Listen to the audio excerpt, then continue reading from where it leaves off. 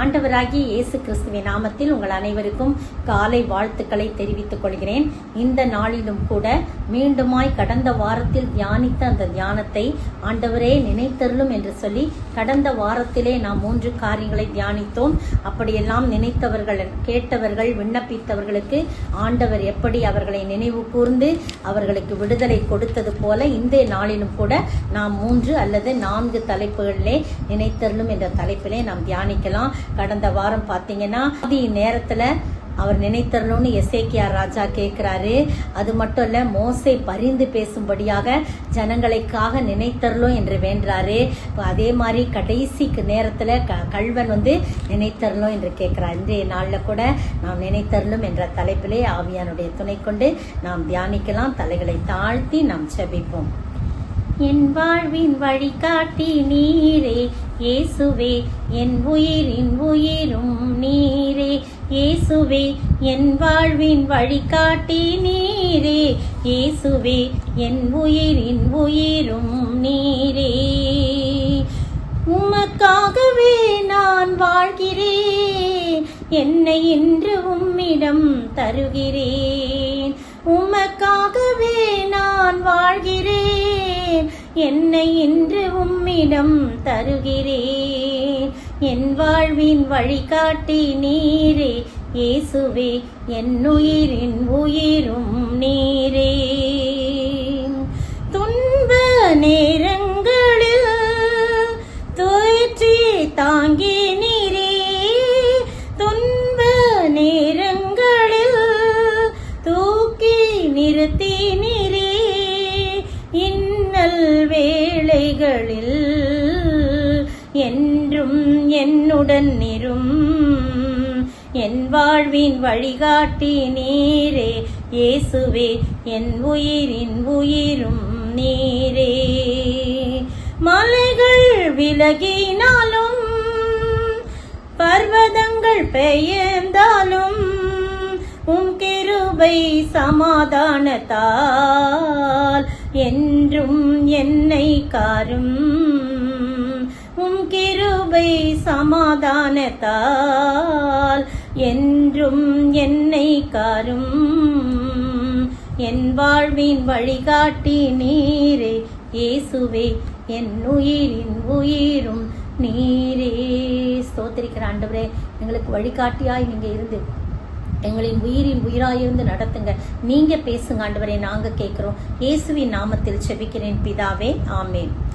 முதலாவது நாம் யாரை நினைத்தருளினார் என்று சொல்லி பார்க்கும்போது, ஒரு தனிப்பட்ட ஸ்திரீயின், ஒரு தனிப்பட்ட மனிதரின் குரல் கேட்டு நினைத்தருளின தேவன். எவ்வளவு நல்ல ஆண்டவர் பார்த்தீங்களா?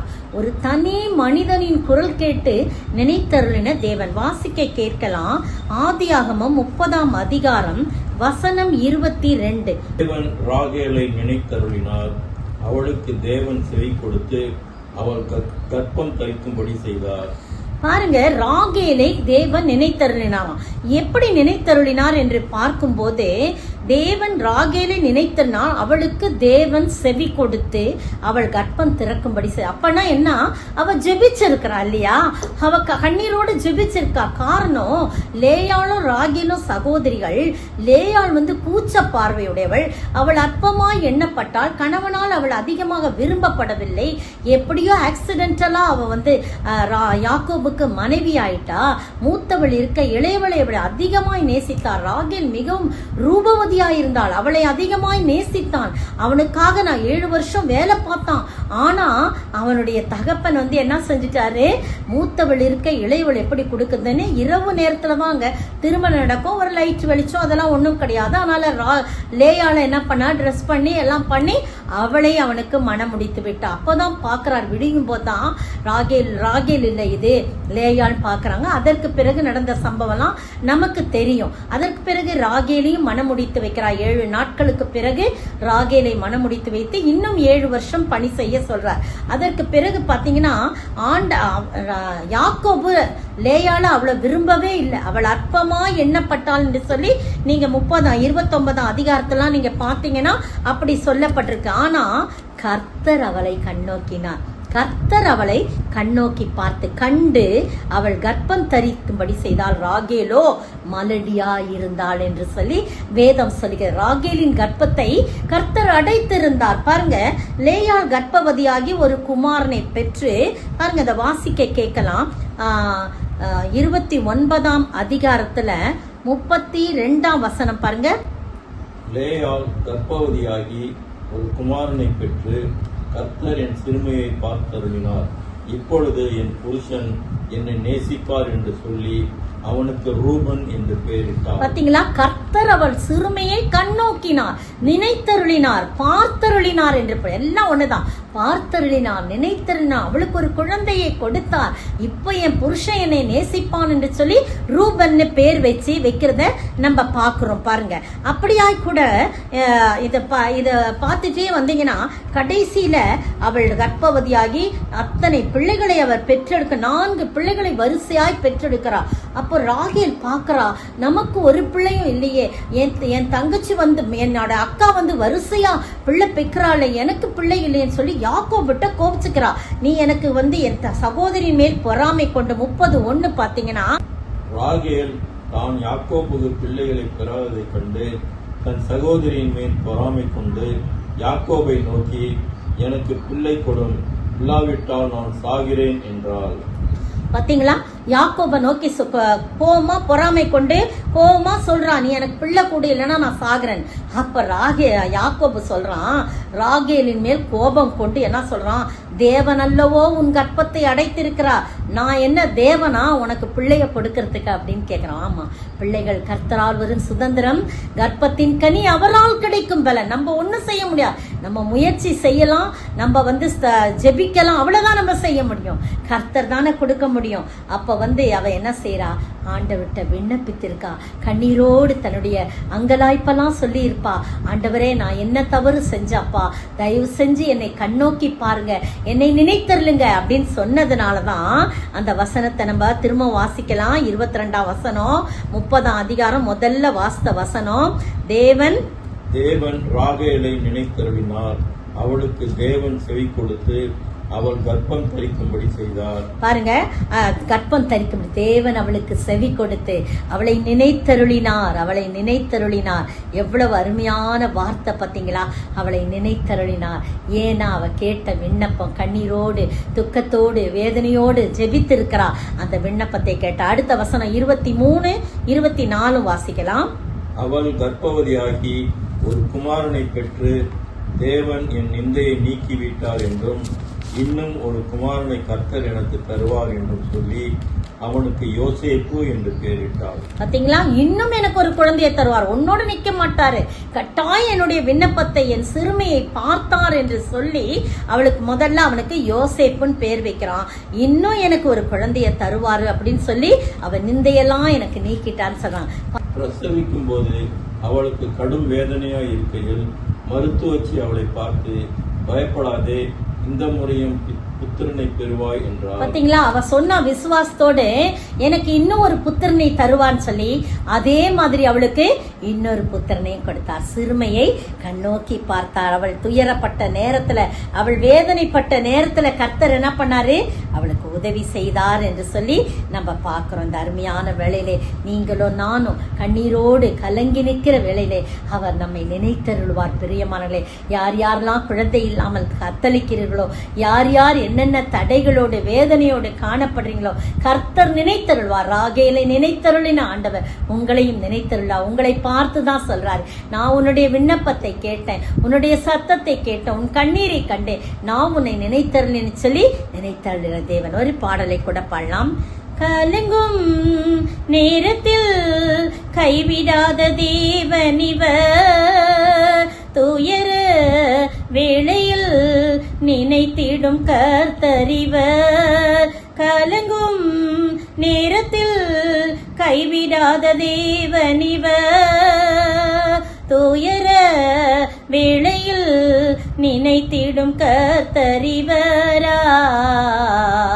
நான் என்றும் உந்தன் பிள்ளை, நீர் என்றும் எந்தன் தந்தை, நான் என்றும் முந்தன் பிள்ளை, நீர் என்றும் எந்தன் தந்தை. அடுத்தது பாருங்க, 2வது, ஜனங்கள் கூப்பிடுதலை நினைத்தருளிய தேவன். யாத்திராகமம் 2:25 வாசிக்கலாம். தேவன் இஸ்ரவேல் புத்திரரை கண்ணோக்கினார், தேவன் அவர்களை நினைத்தருளினார். பாத்தீங்களா, கண்ணோக்கி நினைத்தருளினார். தேவன் இஸ்ரவேல் புத்திரரை கண்ணோக்கி நினைத்தருளினார் என்று சொல்லி நம்ம பார்க்கிறோம். பாருங்க 23-24 வாசிங்க. சில காலம் சென்ற பின் எகிப்தின் ராஜா மரித்தான். இஸ்ரவேல் புத்திரர் அடிமைத்தனத்தினால் தவித்து முறையிட்டுக் கொண்டிருந்தார்கள். அவர்கள் அடிமைத்தனத்திலிருந்து முறையிடும் சத்தம் தேவ சந்நிதியில் எட்டினது. தேவன் அவர்கள் பெருமூச்சை கேட்டு தாம் ஆபிரகாமோடும் ஈசாக்கோடும் யாக்கோபோடும் செய்த உடன்படிக்கையை நினைவு கூர்ந்தார். பாத்தீங்களா, அவர் எவ்வளவு நல்ல ஆண்டவர். பாத்தீங்களா, எவ்வளோ சில காலம் சரி எகிப்தின் ராஜா மரித்து போறான். ஆனா இஸ்ரவேல் புத்திரர் அடிமைத்தனத்தினாலே தவித்து முறையிட்டு கொண்டே இருந்தார்கள். அந்த முறையிடுதலை தேவ சந்நிதியில் எட்டியதாம். அதனால தேவன் அவர்கள் பெருமூச்சை கேட்டு தான் ஆபிரகாமோடும் ஈசாக்கோடும் யாக்கோபோடும் செய்த உடன்படிக்கையை நினைவு கூர்ந்தார். நினைவு கூர்ந்து தேவன் இஸ்ரவேல் புத்திரரை கண்ணோக்கினார், அவர்களை நினைத்தருளினார் என்று பார்த்தோம். நினைத்தருளி கடந்து போகிற ஆண்டவர் அல்ல. மோசையை கூப்பிடுறாரு. மோசையை கூப்பிட்டு சொல்றாரு, அந்த ஜனங்கள் எகிப்திலிருந்து அவர்கள் படுகிற உபத்திரவத்தை நான் பார்த்து, அது 3ஆம் அதிகாரத்துல 7-8 வசனங்களை வாசிக்கலாம். கர்த்தர் எகிப்தில் இருக்கிற என் ஜனத்தின் உபத்திரவத்தை நான் பார்த்து ஆலோட்டிகளின் நிமித்தம் அவர்கள் இடுகிற கூக்குரலை கேட்டேன். அவர்கள் படுகிற வேதனைகளையும் அறிந்திருக்கிறேன். அவர்களை எகிப்தியரின் கைக்கு விடுதலையாக்கவும் அவர்களை அந்த தேசத்திலிருந்து நீக்கி கானானியரும் ஏத்தியரும் ஏமோரியரும் பெர்சியரும் ஏவியரும் எபூசியரும் இருக்கிற இடமாக்கிய பாலும் தேனும் ஓடுகிற நலமும் விசாலமுமான தேசத்தில் கொண்டு போய் சேர்க்கவும் இறங்கினேன். அப்படி பார்த்தீங்களா, அவங்கள விடுவிக்கிறதுக்காக அவங்க உபத்திரவத்தெல்லாம் நான் பார்த்தேன், கண்ணோக்குனேன், நினைவு கூர்ந்தேன். இனிமே அவங்கள அங்க விட்டு வைக்க கூடாது. எல்லா ஜனங்களையும் நான் அந்த பாலும் தேனும் ஓடுகிற அந்த தேசத்துல நான் கொண்டு போய் விடுவேன். அங்க இருக்கிற அந்த எல்லா ஜனங்களையும் நான் துரத்தி விடுவேன். துரத்திட்டு அவங்கள கொண்டு போய் சேர்க்கும்படியாக நான் இறங்கினேன். மோசே, நீ தான் அவங்கள வழி நடத்தணும் அப்படின்னு சொல்லி முச்செடியில மோசேக்கு தரிசனமாகி இத சொல்றத நம்ம பார்க்கிறோம். அந்த அருமையான வேளையிலே ஒரு ஜனங்கள் கூப்பிடுதல நீ தனிப்பட்ட முறையில நீங்க கூப்பிட்டாலும், குடும்பமாய் கூப்பிட்டாலும், சபையாய் கூப்பிட்டாலும், இன்னும் எப்படிலாம் நம்ம கூப்பிட்டாலும் நம்முடைய கூப்பிடுதலை கேட்டு நம்மை நினைவு கூறுகிற தேவன். நம்மோடு கூட அவர் உடன்படிக்கை செய்தாரே, நான் கண்டிப்பா உன்னைய கொண்டு போய் பாலும் தேனும் ஓடுகிற தேசத்துல நான் உன்னை கொண்டு போய் சேர்ப்பேன்னு சொன்னாரே, கண்டிப்பாய் அதை நினைவு கூறுவார் பிரியமானவர்களே. எனவே அவரை நோக்கி மட்டும், அவரை மட்டும் கூப்பிட்டா போதும், அவர் நினைத்தருள்வார். அவரை கூப்பிடணும். அப்படின்னா என்ன? ஜெபிக்கணும். ஜப வாழ்வு, நம்முடைய விண்ணப்பத்தின் ஆவி எப்பவுமே அவர்கிட்ட தூபமாய் எரிந்து கொண்டே இருக்க வேண்டும். தூபமாய் போய் சேர்ந்து கொண்டே இருக்கணும். அப்போது கண்டிப்பாய் நம்மை நினைவு கூறுவார். இயேசு ராஜா நம்மை வந்திருக்கிறார், நம்ம அருகில வந்திருக்கிறார். நீங்க கூப்பிடும் போது அவர் என்ன செய்வார்? பதிலளிப்பார். ஒரு பாடலை கூட பாட கேட்கலாம். கூப்பிடு நீ பதில் கொடுப்பார், குறைவெல்லாம் நிறைவாக்குவார். உண்மையாக தேடுவோரின் உள்ளத்தில் வந்திடுவார். கொண்டாடுவோம் கொண்டாடுவோம், கவலைகள் மறந்து நாம் பாடுவோம். இயேசு ராஜா வந்திருக்கிறார், எல்லோரும் கொண்டாடுவோம், கைதட்டி நாம் பாடுவோம். எத்தனை அழகான பாடல்கள் பக்திமான்கள், ஆண்டவருடைய பிள்ளைகள், விசுவாசிகள் பாடி இருக்கிறாங்க. கூப்பிடு நீ பதில் கொடுப்பார், உன்னுடைய குறைவுகள்லாம் நிறைவாக்குவார். இயேசு ராஜா வந்திருக்கிறார். நீங்க இந்த நேரத்திலே இதை கேட்டுக்கொண்டிருக்கிற, பார்த்து கொண்டிருக்கிற உங்களை பார்த்து அவர் சொல்ல, நீ என்னை பார்த்து கூப்பிடு மகளே, என்னை பார்த்து கூப்பிடு, எனக்கு கட்டாயம் உனக்கு உன்னை நினைத்தருளி உனக்கு உதவி செய்வேன்னு சொல்ல. 3வது பாருங்க, நோக்கி பார்த்து பிரார்த்தித்த போது நினைத்தருளின தேவன். 2 ராஜாக்கள் 13:23 வாசிக்க கேட்கலாம். ஆனாலும் கர்த்தர் அவர்களுக்கு இறங்கி ஆபிரகாம், ஈசாக்கு, யாக்கோபு என்பவர்களோடு செய்த தமது உடன்படிக்கை நிமித்தம் அவர்களை அழிக்க சித்தமாயிராமலும் அவர்களை இன்னும் தம்முடைய முகத்தை விட்டு தள்ளாமலும் அவர்கள் மேல் மனதுருகி அவர்களை நினைத்தருளினார். பாத்தீங்களா, அவர்கள் மேல் மனதுருகி நினைத்தனர். இதுல 2 காரியம் இருக்குது. நான் இந்த 13 அதிகாரம் முழுக்க சுருக்கமா நான் சொல்றேன். யோவாகாஸ் வந்து இஸ்ரவேலில் ராஜாவா இருக்கான். அவன் ரொம்ப பொல்லாப்பானதை செய்யறான், கர்த்தருக்கு பிரியமில்லாத காரியம் செய்யறான். அதனால இஸ்ரவேல் ஜனங்களை சீரியருக்கு அடிமையாக விற்று போடுறாரு, அடிமைத்தனத்துக்கு உட்படுறாரு. அந்த சீரியர்கள் ரொம்ப நெருக்குறாங்க, ரொம்ப இந்த இஸ்ரவேல் ஜனங்களை நெருக்கிறத பாக்குறாரு. அதுக்கு முன்னால் அவன் செய்தது என்ன, அந்த யோவாகாஸ் ராஜா என்ன பண்றார் பாருங்க. 4ஆம் வசனம் பாருங்க. யோவாகாஸ் கர்த்தருடைய சமூகத்தை நோக்கி பிரார்த்தித்தான். சீரியாவின் ராஜா இஸ்ரவேலை ஒடுக்குகிறதினால் அவர்கள் ஒடுங்கி போகிறதை பார்த்து கர்த்தர் அவனுக்கு செவி கொடுத்தார். அப்ப ஃபர்ஸ்ட் என்ன செஞ்சிருக்கான், யோவாகாஸ் ராஜா பொல்லாதவனா, கர்த்தரை விட்டு பின்வாங்கி என்னென்னமோ செஞ்சுட்டு அவன் தான் அந்த ஜனங்களை தவறான முறையில வழி நடத்தினான். ஆனாலும் அவங்க அடிமைத்தனத்துக்கு உட்பட்டார்கள். அப்ப அவன் வந்து என்ன செஞ்சான், முதலாவது கெஞ்சி பிரார்த்திக்கிறான் பாருங்க, நோக்கி பார்த்து பிரார்த்திக்கிறான். ஆண்டவரே, நான் தான் தெரியாம செஞ்சிட்டேன், இந்த ஜனங்கள் என்ன செய்தது, இந்த ஜனங்களை நீங்க விடுவீங்க அப்படின்னு சொன்னவன அந்த ஜனங்களை ஆண்டவர் என்ன பண்றாரு, விடுவிக்கிறாரு. ஆனா இந்த யோவாகாஸ் ராஜா வந்து இன்னும் அந்த சீரியர் வந்து அடிமைத்தனத்துக்குள்ளதான் வச்சிருந்தாங்க பாருங்க. அதுல பாத்தீங்கன்னா ஆகிலும் 6ஆம் வசனம் வாசிக்கிறேன். ஆகிலும் இஸ்ரவேலை பாவம் செய்ய பண்ணின யெரொபெயாம் வீட்டாரின் பாவங்களை அவர்கள் விட்டு விலகாமல் அதிலே நடந்தார்கள். சமாரியாவில் இருக்கிற விக்கிரகத்தோப்பும் நிலையாயிருந்தது.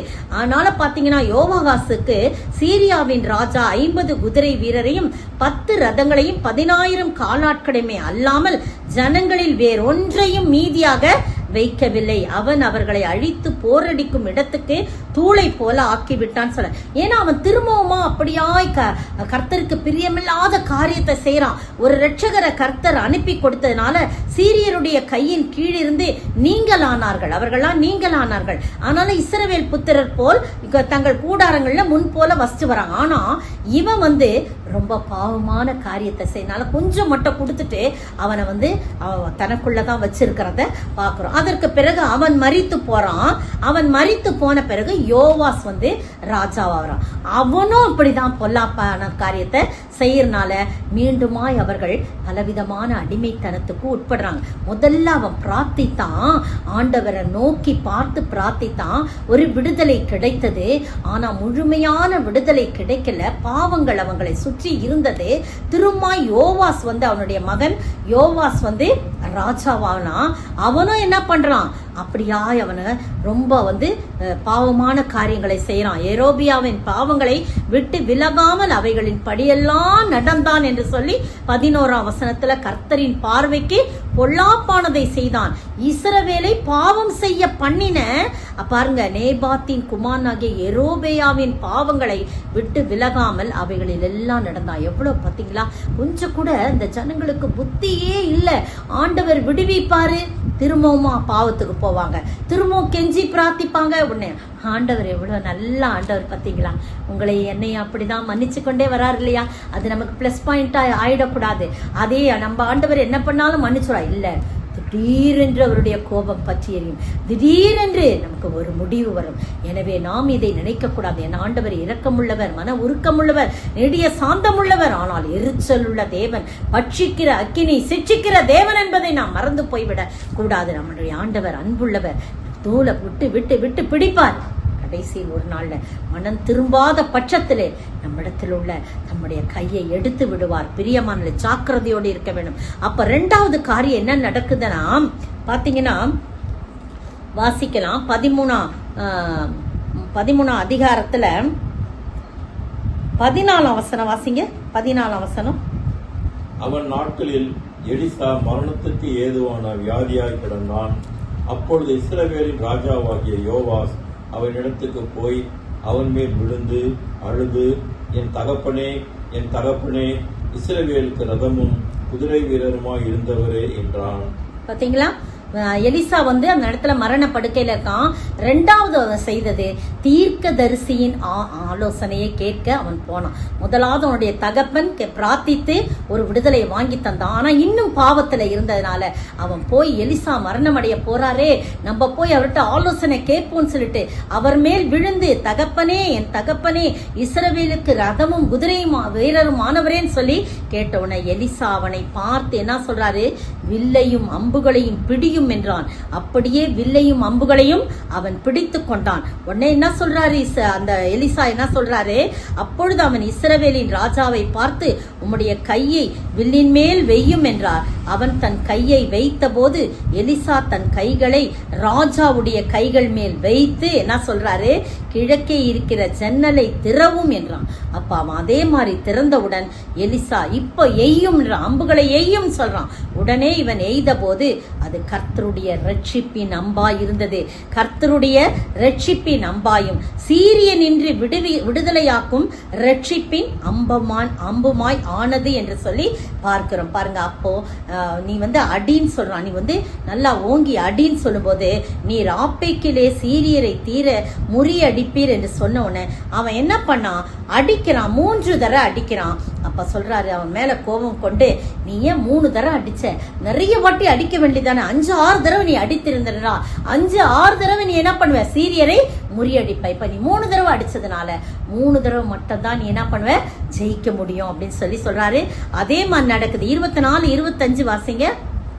13-24-25. சீரியாவின் ராஜாவாகிய ஆசகேல் இறந்து போய் அவன் குமாரனாகிய பெனானாத் அவன் ஸ்தானத்திலே ராஜாவான பின்பு யோவாகாசின் குமாரனாகிய யோவாஸ் ஆசகேலோட யுத்தம் பண்ணி தன் தகப்பனாகிய யோவாகாசின் கையில் இருந்து பிடித்து கொண்ட பட்டணங்களை அவன் குமாரனாகிய பெனாதாத்தின் கையில் இருந்து திரும்ப பிடித்து கொண்டான். 3 விசை யோவாஸ் அவனை முறிய அடித்து இஸ்ரவேலின் பட்டணங்களை திரும்ப கட்டி கொண்டார். பாத்தீங்களா, தீர்க்கதரிசி கிட்ட போய் ஆலோசனை கேட்கிறாரு, அவர் சொன்ன மாதிரிலாம் செய்யறாரு. ஆனா எலிசா என்ன செய்யல, நிறைய வாட்டி அடின்லாம் சொல்ல, அடிக்க சொல்றாரு, அவ்வளவுதான். இவன் என்ன பண்றான், அந்த சீரியரை அந்த இடத்துல போய், இந்த சீரியன்று விடுதலையாக்கும் ரட்சிப்பின் அம்புமானது நீர் ஆப்பைக்கிலே சீரியரை தீர முறியடிப்பீர், அம்புகளை பிடியும் என்று சொன்னோன்னு அவன் பிடித்தான். அப்பொழுது அவன் இஸ்ரவேலின் ராஜாவை நோக்கி தரையில் அடியும் என்றான். அவன் 3 தரம் அடித்தான். தரையில் அடியும் தான் சொல்றாரு, அவன் 3 தரம் அடித்தான். ஏப்பா 3 தரத்தோட நின்னுட்ட, ஒரு 5-6 தடவை அடிச்சிருக்கலாம். ஆனா 3 தடவை தான் நீ முறியடிப்பின். அந்த வாக்கு தத்தம் அப்படியே தீர்க்க தரிசனம் அப்படியே 3 விசை யோவாஸ் வந்து யாரை முறியடிக்கிறான், அந்த பெனாதாத்தை கையில் இருந்து அவன் வந்து என்ன பண்றான், அவன் 3 தரம் முறியடித்து இஸ்ரவேலின் பட்டணங்களை எல்லாம், தன் தகப்பன் இழந்து போன பட்டணங்களை எல்லாம் அவன் பிடித்து கொண்டான். அதான் கர்த்தர் அவனை நினைத்தருளினார். அவர்கள் மேல் மனதுருகி நம்முடைய முகத்தை விட்டு தள்ளாமலும், அவர்களை இன்னும் தம்முடைய முகத்தை விட்டு தள்ளாமலும் அவர்கள் மேல் மனதுருகி அவர்களை நினைத்தருளினார். பெரியமானவர்களே, இந்த அருமையான வேளையிலே நீங்களும் நானும் ஆண்டவரை நோக்கி பார்க்கணும். அவரை பார்த்து சும்மா நம்ம அப்படி குனிஞ்சு ஜெபிக்கிறோம், அது ஒரு காரியம். ஆனா அவரை நோக்கி பார்க்கும் போது நிச்சயமாய் இன்னும் விடுதலை கிடைக்கும். ஒரு பாடலை கூட பாட கேட்கலாம். உம்மையை நோக்கி கூப்பிட்டால் போதும், நீரெந்தன் சமீபமல்லோ தேவா தேவா. உம்மையை நோக்கி கூப்பிட்டால் போதும், நீரெந்தன் சமீபமல்லோ. எந்த நீன் பாரத்தை உந்தனில் வைத்திட்டேன், ஆதரிப்பீரே சுனாதா. எந்த நீன் பாரத்தை உந்தனில் வைத்திட்டேன், ஆதரிப்பீரே சுனாதா. அல்லேலூயா கல்வாரி சிலுவை நாதா, அல்லேலூயா கிருபை தந்திடும் நேசா. உம்மையே நாடி ஓடி வந்தேன், உம் பாதம் இரக்கம் காட்டிடும் ஐயா. அல்லேலூயா. எத்தனை அழகான பாடல் பாருங்க. அவரை நோக்கி கூப்பிட்டால் போதும், அவர் சமீபமாய் வந்து உதவி செய்கிற ஆண்டவராயிருக்கிறார். 4வது பாருங்க, ஒரு ராஜாவின் ஜெபத்தை கேட்கிறார். 2 நாளாகமம் 6:42 பாருங்க. ஜெபத்தை கேட்டு நினைவு கூர்ந்து எண்ணுவதற்கும் நினைப்பதற்கும் மேலாக செய்து வல்லவராயிருந்தார். நினைத்தருளி எண்ணுவதற்கும் நினைப்பதற்கும் மேலாக செய்தார். வாசிக்க கேட்கலாம். தேவனாகிய கர்த்தாவே, நீர் அபிஷேகம் பண்ணினவனின் முகத்தை புறக்கணியாமல் உம்முடைய தாசனாகிய தாவீதுக்கு வாக்குத்தத்தம் பண்ணின கிருபைகளை நினைத்தருளும் என்றார். பாத்தீங்களா, இது சாலமோனின் ஜெபம். சாலமோன் ஒரு பெரிய நீண்ட ஜெபத்தை செய்யறார். அது பாத்தீங்கன்னா 13ஆம் வசனத்திலிருந்து 42ஆம் வசனம் இப்ப வாசிக்க கேட்ட பகுதி வரைக்கும் ஒரு பெரிய ஜெபத்தை செய்யறார். சாலமோன் தேவாலயம் கட்டி முடிஞ்சாச்சு, ஜனங்களின் பாவத்தை மன்னிக்கும்படியா கேட்கிறாரு. தம்முடைய தகப்பனுடைய ஸ்தானத்துல என்ன நிறுத்தி வச்சு இவ்வளவு பெரிய ஆலயத்தை கட்ட வச்சிங்களேன்னு சொல்றாரு. நிறைய காரியம், அது ரொம்ப பெரிய நீண்ட ஜெபமா இருக்குது.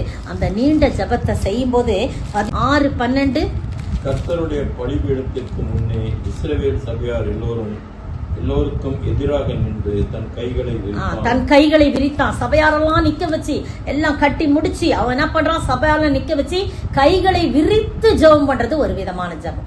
நோக்கி பார்த்து ஜெபிக்கிறது, குனிந்து முழங்கால் படிட்டு ஜெபிக்கிறது. ஒவ்வொருவருடைய ஜெபமும் ஒவ்வொரு விதமா இருந்தது. கண்ணீரோடு தன்னுடைய அங்கலாய்ப்பெல்லாம் விட்டு கொடுத்த ஜெபம். எந்த ஜெபித்தாலும் ஜெபம் தான் இன்றைக்கு ஜெபிக்கும் போது நினைத்தருளுகிற தேவன். அடுத்து 13ஆம் வசனத்துல பின்பகுதி அவன் நின்று என்ற பகுதியிலிருந்து வாசிக்கலாம். அவன் நின்று இஸ்ரவேலின் சபையார் எல்லோருக்கும் எதிராக முழங்காற்படியிட்டு தன் கைகளை வானத்திற்கு நேராக விரித்து. பாத்தீங்களா, தன் கைகளை முழங்கால் படியிட்டு தன் கைகளை வானத்திற்கு நேராக விரித்து அவ்வளோ ஜெபம் பண்றான். முதலாவது தேவனை துதித்து அவர் மகிமையை புகழ்ந்து ஸ்தோத்தரிக்கிறான், நிறைய காரியத்தை. அப்புறம் பாத்தீங்கன்னா தன்னுடைய தகப்பனுக்கு செய்த வாயினால் சொன்னதை வாக்கினால் சொன்னதை நீங்க கரத்தினால் நிறைவேற்றிட்டீங்க ஆண்டவரை இந்த நாளிலே அப்படின்னு சொல்லி ஆண்டவரை புகழ்ந்து புகழ்ந்து பாடி துதிக்கிறத பாக்குறோம். அப்புறம் ஜனங்களெல்லாம் ஒப்பு கொடுத்து செபிக்கிறான், பலியிடுறான், எல்லா காரியம் செய்யறான். இதெல்லாம் செஞ்சுட்டு பரலோகத்தில் இருக்க தேவரே, அவர்கள் விண்ணப்பத்தையும் வேண்டுதலையும் கேளுங்க, என் ஜனங்கள்லாம் செய்யற விண்ணப்பத்தை கேளுங்க, நான் செய்யற விண்ணப்பத்தை கேளுங்கன்னு கைகளை விரித்து அப்படி செபிக்கிறான். ஒரு ராஜாவா இருந்தும் தாழ்மையோடு முழங்கால் படியிட்டு கைகளை விரித்து வானத்துக்கு நேராக கைகளை விரித்து செபிக்கிறான். இதோ வேலைக்காரரின் கண்கள் எஜமான்களின் கையை நோக்கி இருக்குமா போலவும், வேலைக்காரியின் கண்கள் எஜமாட்டியின் கையை நோக்கி இருக்குமா போலவும், கர்த்தாவே எங்களுக்கு இரக்கம் செய்யும் வரைக்கும் எங்கள் கண்கள் உண்மையே நோக்கி கொண்டிருக்கிறது சொல்லி சங்கீதம் 124 தாவீது சொல்ற சங்கீதம் 123 தாவீது செய்யற விண்ணப்பத்தை நம்ம பாக்குறோம். அதே போல சாலமோன் செஞ்சு என்ன செய்யறாரு, 40ஆம் வசனம் பாத்தீங்களா, 40ஆம் வசனம் அதே 6ஆம் அதிகாரத்துல 40ஆம் வசனத்துல அவர் சொல்றாரு பாருங்க. இப்பொழுதும் என் தேவனே, இந்த ஸ்தலத்திலே செய்யப்படும் விண்ணப்பத்திற்கு உம்முடைய கண்கள் திறந்தவைகளும் உம்முடைய செவிகள் கவனிக்கிறவர்களுமோ இருப்பதாக. அடுத்த வசனம்.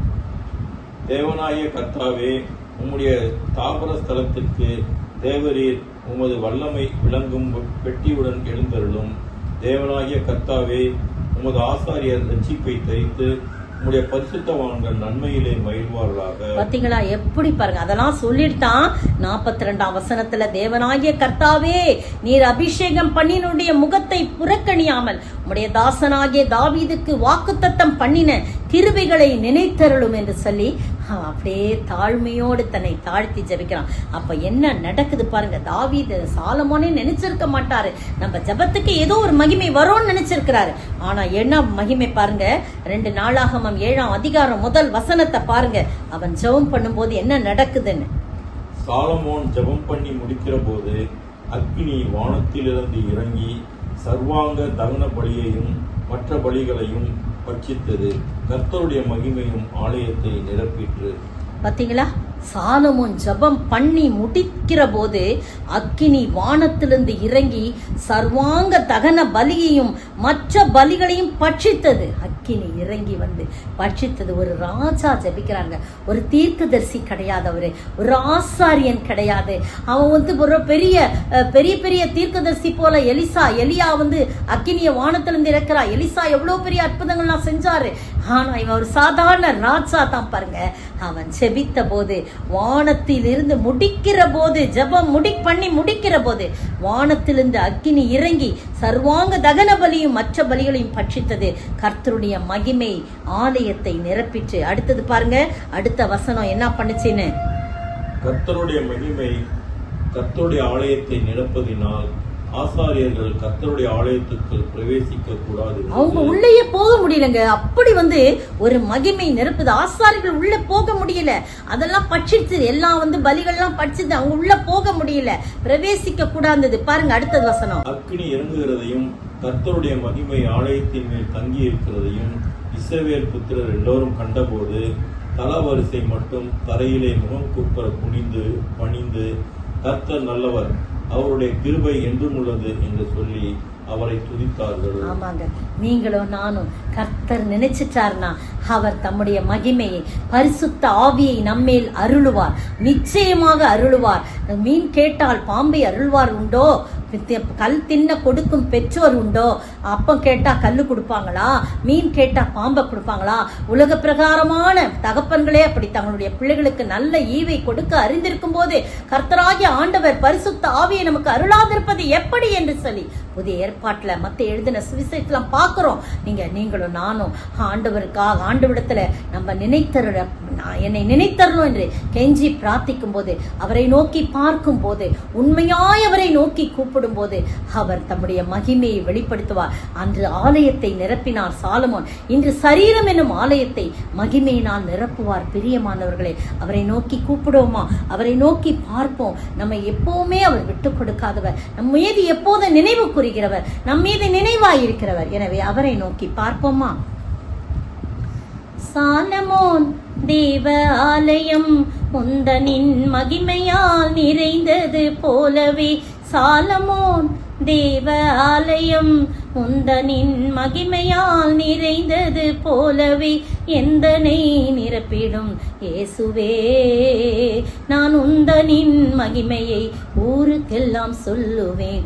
சேனைகளின் கர்த்தாவே, உமது வாசஸ்தலங்கள் எவ்வளவு இன்பமானவைகள். ஆமாண்டவரே, நன்றியோடு மை ஸ்தோத்திரிக்கிறப்பா. என்னை நினைத்தரலும் ராகேல் கேட்டபோது நினைத்தருளி ஒன்றல்ல 2 பிள்ளைகளை கொடுத்தீங்க. ஸ்தோத்திரம் ஸ்தோத்திரம்.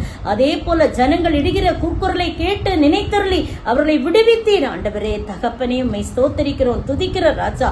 உம்மை நோக்கி பார்த்த போது ஆண்டவரே, அப்பா தகப்பனே, யோவகாஸ் ஆண்டவரே உம்மை நோக்கி செபித்தான் ஆண்டவரே. யோவாஸ் ஆண்டவரே தீர்க்கதரிசியின் ஆலோசனை பெற்றான். அவர்களை விடுவித்தீர் ஆண்டவரே, ஜனங்களை விடுவித்தீர், நினைத்தருளினீர் ஆண்டவரே. அப்பா சாலமோன் செபித்தார் ஆண்டவரே. தாவீதை நினைத்தருளோ, உம்முடைய தாசனாகிய தாவீது சொன்ன எல்லா காரியத்தை நீ நினைத்தருளும் போது நினைத்தருளி அருமையாய் அக்கினியாய் நிரப்பி மகிமையினால் நிரப்பி ஜனங்களை எல்லாம் ஆசீர்வச்சிங்க. அது போல எங்களுடைய சரீரம் என்னும் ஆலயத்தை நீங்கள் நிரப்ப வேண்டுமா? எங்களை நினைத்தருள் ஆண்டவரே. யார் யார் கர்த்தாவே இந்த டிவி பெட்டிக்கு முன்பாக கேட்டுக்கொண்டிருக்கிறார்களோ ஆண்டவரே தகப்பனே, நீங்க தான் அவர்களோடு நிரப்புங்க, அவர்களை நிரப்புங்க, நினைத்தருளுங்க.